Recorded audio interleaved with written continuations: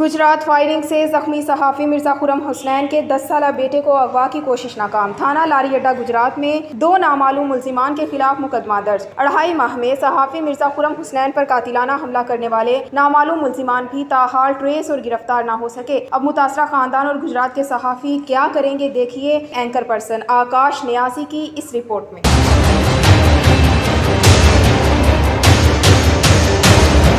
मैं हूं आकाश न्यासी। गुजरात के सहाफ़ियों के साथ वाक़यात जो हैं रुकने का नाम नहीं ले रहे। पहले तो डायरेक्ट के सहाफ़ियों के साथ वाक़यात पेश आए, मगर ये वाक़यात अब उनकी फैमिली तक जा पहुँचे।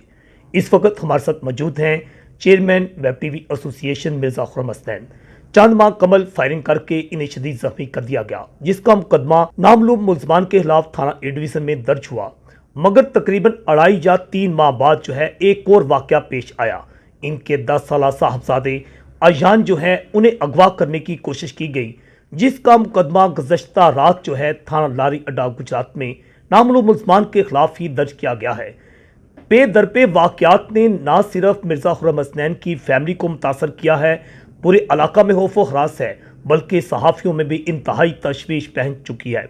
उसकी वजह यह कि जलालपुर जट्टा में भी गुज़श्ता 2 माह के दौरान 3 सहाफ़ियों पर जो है पे दर पे हमले हुए हैं, जिनके मुकदमात भी दर्ज हुए। मगर मुल्ज़मान की गिरफ्तारी जो है हर सहाफ़ी पर हमला होने वाले मुकदमात में एक सवालिया निशान है। ये ताज़ा वाक़या इनके बेटे के साथ किस तरह पेश आया, ये जानते हैं मिर्ज़ा खुर्रम हुसनैन की ज़बानी। जी मिर्ज़ा साहब। बहुत शुक्रिया न्याजी साहब। न्याजी साहब, कल तकरीबन 5:30 बजे मेरा बेटा ट्यूशन पढ़कर जब घर वापस आ रहा था तो मोहल्ले में ना कुछ जानवर थे, कुत्ते के बच्चे। ठीक है, जिस गली में पड़े थे, उनको देख रहा था। तो जो मेरे बेटे ने मुझे बताया, जो पुलिस को उसने बताया, SHO राय फयाज साहब मौका पर आए, उन्होंने भी उनसे पूछा। उसका कहना था कि मैं वो बच्चे देख रहा था तो 2 लड़के आए हैं जिन्होंने मास्क पहने हुए थे। तो तकरीबन उनकी उम्र, वो तो कह रहा था पापा बड़े थे लड़के। फिर उधर बच्चे खड़े थे, मैंने उससे पूछा कि कितने थे, तो वो उसने एक बच्चे की तरफ इशारा किया था कि इस जितने थे। तो तकरीबन उनकी उम्र 18 से 19 साल बनती है। ठीक है। उससे पूछा कि क्या वाक़या हुआ है। उसने कहा कि पापा मैं ट्यूशन पढ़ के निकला हूँ तो उधर खड़ा था, तो ये 2 लड़के आए हैं, इन्होंने मुझे ना बाजू से घसीटा है। तो कहते हैं आओ तुम्हें जो सा वो कहीं लेके जाना है। कहता मैं रोने लग पड़ा। वो मुझे खींचते ले गए उधर जाके एक हमारे उधर जहाँ मुझे फायर लगे हैं ना, तकरीबन उसके करीब ही जगह, वो आगे ना वीरान जगह है। ठीक है। हमारे वो मोहल्ले के हैं तारक, हाँ तारक शर्मा साहब, उनका उधर कोई डेरा बना हुआ, उसकी बैक साइड पे ना, ठीक है, वीरान प्लाट है। उधर जाके उसको मारा उन्होंने, उसको गलीस गालियाँ दी हैं और धमकियाँ दी हैं। फिर वो घर आया, उसको गिराया नीचे, उधर चिक्कड़ था। तो वो उधर कपड़े उसके सारे जो ख़राब हो गए थे। ठीक है। वो घर जब आया तो उसने मामा को कुछ नहीं बताया, परेशान बैठ गया। तो मामा उसकी देख के कहती हैं ये कहाँ ऐसे चिक्कड़ लगा। तो कहता मामा नहीं बस ऐसे ही, खौफ ज़्यादा था। तो जब उसकी मामा ने पूछा तो कहता है कि पापा को नहीं बताना, मुझे वो मारेंगे। तो ये मेरे साथ वाक़या हुआ है। फिर मेरी वाइफ ने मुझे कॉल की कि ये मसला बना। मैं उधर फिर कॉल बड़े भाई हैं मेरे अली नियम साहब, उनको कॉल की मैंने कहा ये मैं तो हॉस्पिटल आया हुआ हूँ, तो ये ज़रा चेक करें क्या मसला है। तो ये भी बाहर थे घर से। तो मैं सारे काम उधर से हॉस्पिटल से छोड़कर तो मैं घर पहुँचा। घर क्या पहुंचा कि मैं उधर जहाँ वकूआ था उधर पहुंच गया। ठीक है। तो छोटा भाई भी तो बेटा भी उधर थे, उधर 115 पे कॉल चलाई है।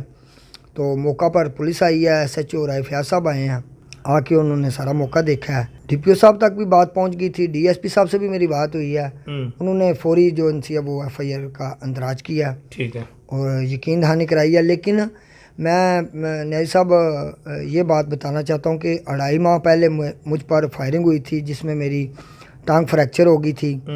अभी तक उसके मुल्ज़मान गिरफ्तार नहीं हुए हैं। अच्छा, वो तो लगता है शायद पुलिस ने ट्रेस तक भी नहीं की है। नहीं, पुलिस ने कोई कार्रवाई नहीं की अभी तक। SHO भी तब्दील हुआ, SHO भी तब्दील हुआ, लेकिन पुलिस का तावन है मेरे साथ इतनी हद तक, हाँ हम कर रहे हैं, ठीक है, लेकिन कर कुछ नहीं रहे, तिफल तसलियां जो देते हैं तसलियाँ दे रहे हैं। हम्म, और बात यह कि मैंने उनको खुद भी कहा था 1 माह के लिए कि मैं अभी जो सा वो तकलीफ़ में हूँ, मैं जो खुद भी इसको जो सा वो देखूँगा, लोगों को छानबीन करूँगा, अगर मेरी कोई नज़र में आया तो मैं आपको बताऊँगा। फ़िलहाल इस कार्रवाई को 1 माह के लिए रोका जाए। ठीक है, रोका इसलिए जाए कि कुछ नासर थे जो बातें कर रहे थे, ऐसे हो गया वैसे हो गया। ज़रा कुछ आप इलाज मालजे का कुछ भी दोस्त एक मेरे मैटर कुछ सुना दोस्त तो। मेरे जाकर जो है वो डीएसपी जो पहले थे रज़ा सनैनवान साहब, उनके पास जाके कहते हैं कि इस एफआईआर को खारिज किया जाए। ठीक हो गया। तो डीएसपी साहब का कहना था कि इस एफआईआर को किस बेस पे खारिज करूं, क्या आप मुद्दई हैं, क्या आपके पास कोई एविडेंस है कि इसको मैं खारिज करूं। ज़ाहिर वो तो कासा तो नहीं कर सकते, ये तो मदई का मामला होता है जी। अच्छा सर, अब एक दूसरा वाकया, क्या ऐसा तो नहीं कि ये दोनों वाकयात की आपस में कोई कड़ियां मिलती हैं? नियाजी साहब मेरी कुछ क्योंकि समझ में बच्चे नहीं के है। साथ इस तरह के जवान लड़कों का ये जो रवैया है, लगता तो ऐसा है कि ये डायरेक्ट मैसेज आपको है एक बच्चे के जरिए। जी बिल्कुल, मुझे ऐसा जी लग रहा है। बिल्कुल बिल्कुल ऐसा ही है, क्योंकि नामालूम अफराद के खिलाफ पहले भी एफआईआर है, वो भी अभी तक ट्रेस नहीं हुए।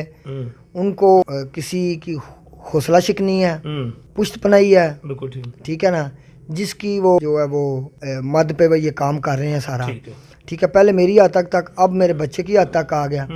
मुझे बिल्कुल तफज नहीं है। डीपीओ साहब से मेरी पर्सनल जो सी है वो मीटिंग भी हुई है, उनको मैंने सारी सूरत हाल बताई है ठीक। मेरे साथ क्या हो रहा है, तो लेकिन डीपीओ साहब ने भी कोई एक्शन नहीं लिया। अब मैं ये फैसला कर रहा हूँ कि मैं पूरा अमन एहतजाज करूँगा। आज मैं डीपीओ ऑफिस के सामने करूँ या कहीं भी कोई मैं जगह हम अपने दोस्तों के साथ मशावरत करके करूँ, मैं आज पूरा अमन एहतजाज करूँगा। मैं उतनी देर तक वो एहतजाज ख़त्म नहीं करूँगा जितनी देर तक मेरे बेटे के और मेरे जो उनसे हैं वो मुल्ज़मान गिरफ्तार नहीं होते हैं। नाज़रीन, बिलाशुबा जो है एक आम आदमी पर जब हमला होता है, उसे तशद्दुद का निशाना बनाया जाता है या फायरिंग करके ज़ख्मी किया जाता है, तो उसके हवाला से भी लोग जो है सरापा एहतजाज नज़र आते हैं। मगर जिस तरह ये 2.5 माह में बेया वक्त जो है 2 वाक़यात पेश आए हैं इस सिलसिला में, ख़ास तौर पर जिस तरह मिर्ज़ा खुर्रम हसनैन हमारे भाई सहाफ़ी ने बताया कि तिफल तसलियाँ तो बहुत ज़्यादा हैं, हर जगह से मिलती हैं, मगर जब तक इंसाफ के तकाजे तब तक पूरे नहीं होते, जब तक मुल्ज़मान की गिरफ्तारी अमली तौर पर नज़र नहीं आती।